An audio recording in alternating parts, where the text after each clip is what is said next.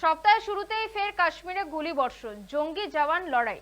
সন্ত্রাসবাদী খতম করতে অভিযানে নামল সেনা। কাশ্মীরের কুপওয়ারায় সংঘর্ষবাদে নিরাপত্তারক্ষী ও জঙ্গিদের মধ্যে কর্তব্যরত এক সেনাকে লক্ষ্য করে গুলিও চালায় তারা। গুলি পাল্টা গুলির মাঝে ক্ষণিকের জন্য রণক্ষেত্রের চেহারা নেয় এলাকা। এই প্রসঙ্গে একটি বিবৃতি জারি করেছে কাশ্মীর পুলিশ। সেখানে বলা হয়েছে, হান্দওয়ারার ক্রমহুরা জাচালদারা এলাকায় এনকাউন্টার শুরু হয়েছে। শীঘ্রই এই বিষয়ে আরো তথ্য জানানো হবে। সোমবার সকালে জম্মু ও কাশ্মীরের কুপওয়ারার জাচালদারা ক্রমহুরা গ্রামে জঙ্গিদের উপস্থিতির খবর পেয়ে নিরাপত্তা বাহিনী তল্লাশি অভিযান শুরু করতেই শুরু হয় গুলির লড়াই। জানা গিয়েছে, সেনার কাছে আগে থেকেই খবর ছিল জম্মু ও কাশ্মীরের কুপওয়ারা জেলার হান্দওয়ারার ক্রমহুরা গ্রামে লুকিয়ে রয়েছে দুই জঙ্গি।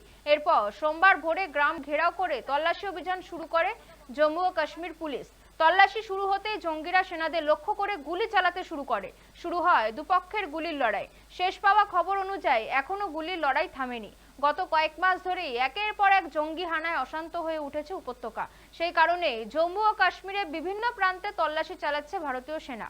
সোমবারও গোপন সূত্রে খবর মিলতেই তল্লাশি চালাতেই শুরু হয়েছে গুলির লড়াই।